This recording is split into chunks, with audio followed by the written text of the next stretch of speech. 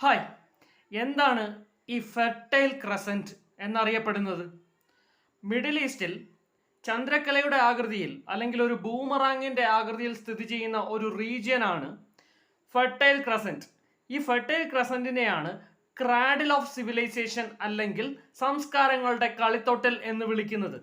കാരണം പ്രാചീനമായ പല സംസ്കാരങ്ങളും ഉടലെടുത്തത് ഈ പ്രദേശത്താണ്. മാത്രവുമല്ല, പല സാങ്കേതിക വിദ്യകളും, എഴുത്ത് വിദ്യ, വീൽ തുടങ്ങിയ സാങ്കേതിക വിദ്യകളൊക്കെയും ഉടലെടുത്ത പ്രദേശമാണ് ഈ fertile crescent. Euphrates, Tigris, Nile എന്നീ നദികളുടെ സാമീപ്യമാണ് ഈ പ്രദേശത്തെ ഇത്ര കണ്ട് ഫെർട്ടൈലാക്കി മാറ്റിയത്.